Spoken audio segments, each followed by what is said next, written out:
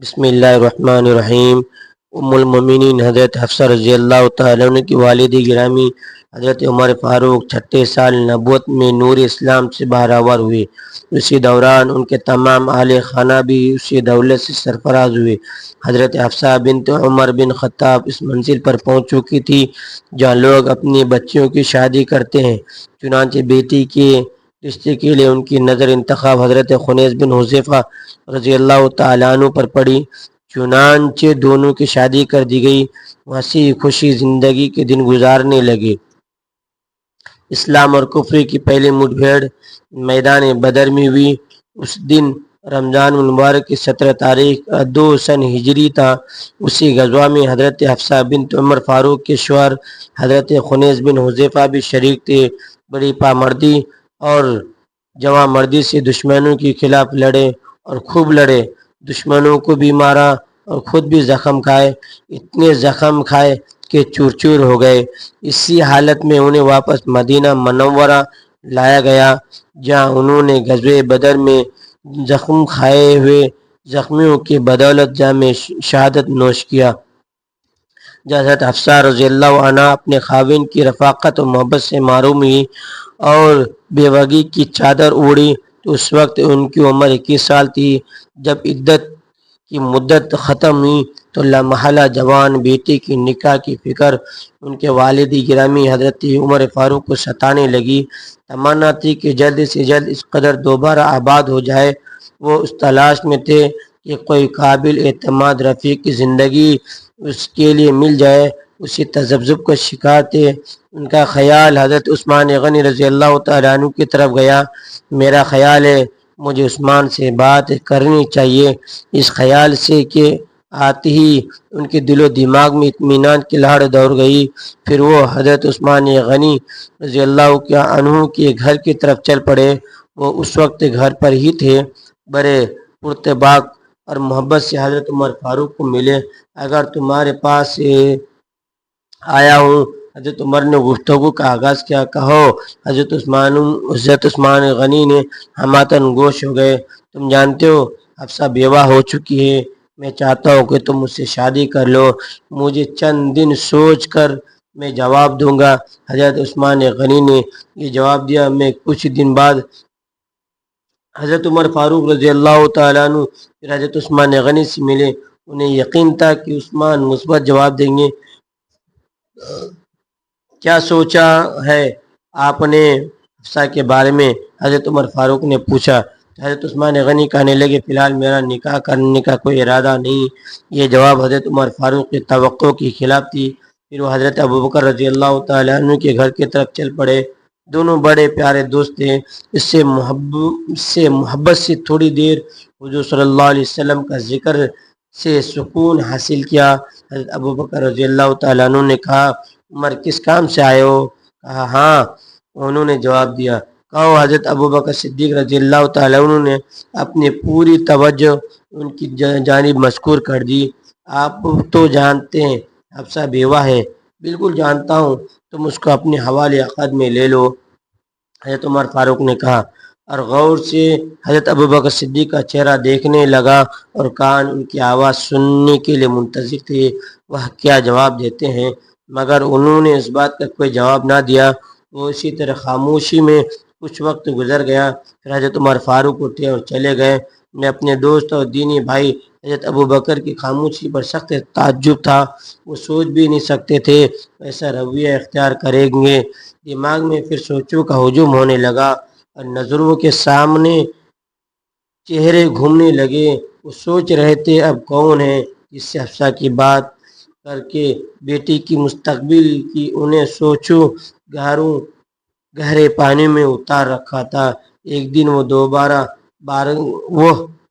بارگاہ نبوی میں حاضر ہوئے اور عرض کیا، یا رسول اللہ صلی اللہ علیہ وسلم، میں نے حفصہ سے شادی کے لیے عثمان سے کہا، انہوں نے صاف انکار کیا۔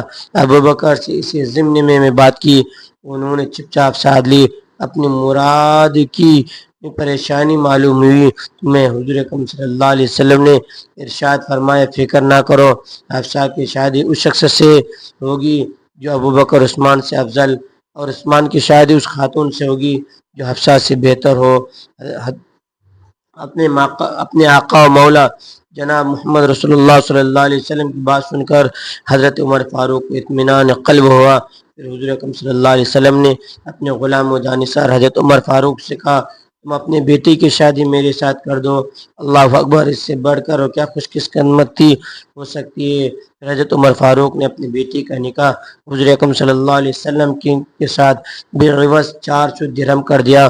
وہ حرم نبوی میں داخل ہو کر ام المؤمنین کے اعجاز سے مشرف ہوئی۔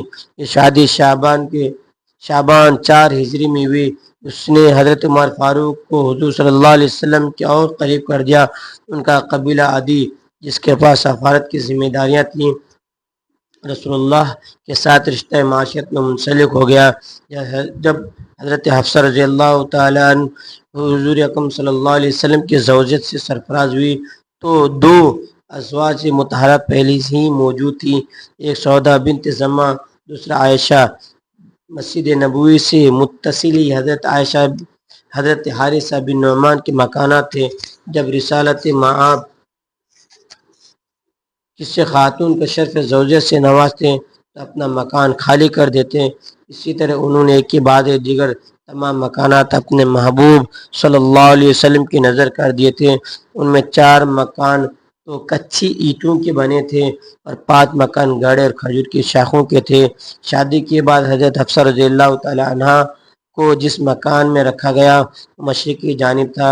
حضرت شیخین کی باہمی قریبی تعلقات کی وجہ سے ام المؤمنین حضرت عائشہ اور حضرت حفصہ کی آپس میں گہری دوستی تھی، ایک دوسرے کی بہت قریب تھی۔ ام المؤمنین حضرت حفصہ کی مزاج میں کسی قدر تیزی تھی، لہذا بعض اوقات گھریلو ماحول میں معمولی سی تلخی پیدا ہو جاتی، لیکن اس مبارک گھر میں جلد ہی یہ صورتحال محبت و شفقت، ملامت و نرمی سے شیرینی میں تبدیل ہو جاتی۔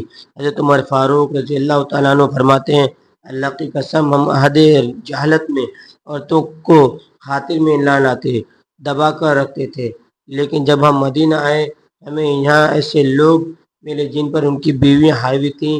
یہ سبق ہمارے عورتیں ان سے سیکھنے لگی۔ ایک دفعہ کسی کام سے متعلق کسی سے مشورہ کر رہا تھا، میری بیوی کہنے لگی ایسا اور ایسا کر لو۔ میں نے کہا تمہیں اس بات سے کیا واسطہ؟